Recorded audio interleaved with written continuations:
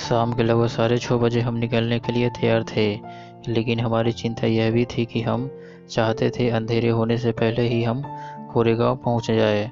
उसके बाद ही हम स्टेशन से निकलेंगे। तभी हमने गाड़ी वाले से पूछा कि कोरेगांव कितना दूर है और कितने देर में पहुंच जाएंगे। उसने हमसे कहा कि 3 घंटे से ज़्यादा नहीं लगेगा। उसकी बात पर विश्वास करते हुए हमने अपना सामान गाड़ी में रख दिया। हमने स्टेशन मास्टर को धन्यवाद किया और गाड़ी में बैठ गए। हम में से एक ने गाड़ी संभाली और हम चल पड़े। गाड़ी वाला बगल में पैदल चल रहा था। स्टेशन से थोड़ी ही दूर एक नदी थी, लगभग सूख चुकी थी। बस कहीं कहीं छोटे छोटे पानी के गड्ढे थे। गाड़ी वाला ने कहा कि हमें यहाँ रुककर खाना खा लेना चाहिए, वरना रास्ते में कहीं पानी नहीं मिलेगा। हमने उसकी बात मान ली और तभी उसने अपने किराया का एक हिस्सा देने के लिए कहा, ताकि वे पास के गांव में जाकर खाना खा सके। मेरे भाई ने उसे कुछ पैसे दिए और जल्दी ही लौटने को कहा। हमें भी बहुत भूख लग चुकी थी। काकी ने पड़ोसी औरतों से हमारे लिए रास्ते के लिए कुछ अच्छा खाना बना दिया था। हमने टिफिन बॉक्स खोला और खाने लगे। हमें चीज़ों को धोने के लिए पानी की ज़रूरत थी। हम में से एक पास के नदी वाले गड्ढे में गया, लेकिन उस पानी में से तो गाय बैल के गोबर और पेशाब की बदबू आ रही थी। वो पानी उपयोग के लिए नहीं था। पानी के बिना हमें आधे पेट खाकर ही टिफिन बंद कर दिया और गाड़ी वाला का इंतज़ार करने लगे। काफ़ी देर हो गई थी, वो अभी तक नहीं आया था। हम चारों ओर उसे देख रहे थे। आखिरकार वह आ गया और हम आगे बढ़े। कुछ 4-5 मील तक हमने गाड़ी चलाई होगी। अचानक गाड़ी वाला अब कूद कर गाड़ी पर बैठ गया और गाड़ी हाँकने लगा। हम सब चौंक गए कि यह वही आदमी है जो अपवित्र होने के डर से गाड़ी में नहीं बैठ रहा था, लेकिन उससे कुछ पूछने की हिम्मत हम नहीं कर पाए। हम बस जल्दी से जल्दी कोरेगांव पहुंचना चाहते थे। जल्दी ही चारों तरफ अंधेरा छा गया। अंधेरों को दूर करने के लिए कोई स्ट्रीट लाइट नहीं थी।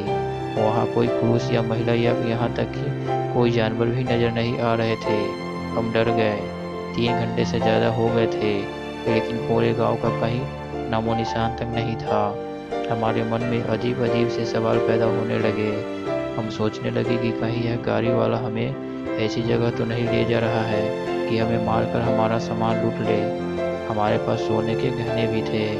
हम उससे पूछने लगे कि कोरेगांव और कितना दूर है। वह कहता जा रहा था कि ज़्यादा दूर नहीं है, जल्दी ही पहुंच जाएंगे। रात के 10 बज चुके थे। हम डर के मारे सुबकने लगे और गाड़ी वाला को कोसने लगे। उसने कोई जवाब नहीं दिया। अचानक हमें कुछ दूरी पर एक लाइट जलती हुई दिखाई दी। गाड़ी वाले ने कहा, वो रोशनी दिखाई दे रही है, वह चुंगी वालों की बत्ती है। रात में हम वहीं रुकेंगे। हमें कुछ राहत महसूस हुई। चुंगी वालों की झोपड़ी तक पहुंचने में हमें 2 घंटे लगे। इस बीच हम में गाड़ी वाले से लगातार सवाल पूछ रहे थे कि आखिर इतनी देर क्यों हो रही है, हम सही रास्ते तो जा रहे हैं ना, वगैरह वगैरह। आखिरकार आधी रात तक हम चुंगी वालों की झोपड़ी तक पहुंच गए। यह एक पहाड़ी की तलहटी में उसके दूसरी ओर स्थित थी। वहां पहुंचकर हमने देखा कि बड़ी संख्या में बैलगाड़ियां वहां रात गुजार रही है। हम भूखे थे और खाना खाना चाहते थे, लेकिन पानी नहीं था। हमने गाड़ी वाला से पूछा कि कहीं पानी मिल जाएगा। उसने हमें चेताया कि चुंगी वाला हिंदू है और अगर हमें सच बोल दिया कि हम महार है तो पानी नहीं मिल पाएगा। उसने कहा कि कहो कि तुम मुसलमान हो और अपनी किस्मत आजमा लो। उसके कहने पर मैं चुंगी वालों की झोपड़ी में गया और पूछा कि थोड़ा पानी मिल जाएगा। उसने पूछा, तुम कौन हो? मैंने कहा कि हम मुसलमान हैं। मैंने उससे उर्दू में बात की, जो मुझे अच्छी आती थी, लेकिन यह चालाकी काम नहीं आई। उसने रुखाई से कहा, तुम्हारे लिए यहाँ पानी किसने रखा है? पहाड़ी पर पानी है, जाओ वहाँ से ले आओ। मैं अपना सब मुँह लेकर गाड़ी के पास लौट आया। मैंने सारी बात अपने भाई को बताई। तभी भाई ने कहा कि चलो सो जाओ। बैल खोल दिए गए और गाड़ी जमीन पर रख दी गई। हमने अपने बिस्तर के गाड़ी के अंदर लगा दिया और जैसे तैसे लेट गए। मेरे दिमाग में चल रहा था कि हमारे पास भोजन काफ़ी है। भूख के मारे हमारे पेट में चूहे दौड़ रहे हैं, लेकिन पानी के बिना हमें भूखे सोना पड़ रहा है। और पानी इसलिए नहीं मिल सका कि क्योंकि हम अछूत हैं। मैं यही सोच रहा था कि मेरे भाई के मन में एक आशंका उभर आई। उसने कहा कि हमें एक साथ नहीं सोना चाहिए, कुछ भी हो सकता है, इसीलिए एक बार में 2 लोग सोएंगे और 2 लोग जागेंगे। इस तरह पहाड़ी के नीचे हमारी रात कटी।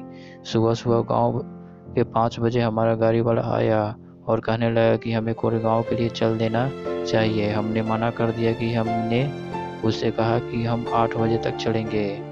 हम कोई जोखिम नहीं उठाना चाहते थे। वह कुछ नहीं बोला। आखिर हम 8 बजे चले और 11 बजे कोरेगांव पहुँचे। मेरे पिता हम लोगों को देखकर हैरान थे। उन्होंने बताया कि उन्हें हमारे आने की कोई सूचना नहीं मिली थी। हमने कहा कि हमने चिट्ठी भेजी थी। बाद में पता चला कि मेरे पिता के नौकर को चिट्ठी मिली थी, लेकिन वह उन्हें देना भूल गया। यह घटना मेरे जीवन में काफ़ी महत्व रखती है। मैंने 9 साल का था जब यह सब हुआ, लेकिन इस घटना ने मेरे दिमाग पर एक कभी न मिटने वाला छाप छोड़ी है। इसके पहले भी मैं जानता था कि मैं अछूत हूँ और अछूतों को कुछ अपमान और भेदभाव सहना पड़ता है। मसलन स्कूल में मैं अपने बराबरी के साथियों के साथ नहीं बैठ सकता था। मुझे एक कोने में अकेले बैठना पड़ता था। मैं यह भी जानता था कि मैं अपने बैठने के लिए एक बोरा रखता था और स्कूल की सफाई करने वाले नौकर वह बोरा नहीं छूता था, क्योंकि मैं अछूत हूँ। मैं बोरा रोज घर लेकर जाता और अगले दिन लाता था। स्कूल में मुझे पता था कि ऊंची जाति के लड़कों को जब प्यास लगती तो वे मास्टर से पूछकर नल पर जाते और अपनी प्यास बुझा लेते थे, लेकिन मेरी स्थिति अलग थी। मैं नल को छू नहीं सकता था। सिर्फ मास्टर की इजाज़त लेना काफ़ी नहीं था। इसके लिए वहाँ चपरासी का होना भी ज़रूरी था। अगर चपरासी नहीं है तो मुझे प्यासा ही रहना पड़ता था, क्योंकि वह नल को खोलता और बंद करता। घर पर भी कपड़े धोने का काम मेरी बहनों ने किया। ऐसा नहीं कि सतारा में धोबी नहीं थे या फिर हमारे पास उन्हें देने के लिए पैसे नहीं, फिर भी कपड़े मेरी बहनों को ही धोने पड़ते थे, क्योंकि हम अछूत थे। कोई भी धोबी अछूत के कपड़े नहीं धोता था। ऐसा नहीं था कि सतारा में नाई नहीं थे, फिर भी हमारे बाल मेरी बड़ी बहन काटती थी, क्योंकि कोई नाई हम अछूत के बाल नहीं काटता था। यह सब मुझे पता था, लेकिन उस घटना से मुझे ऐसा झटका लगा जो मैंने पहले कभी महसूस नहीं किया था।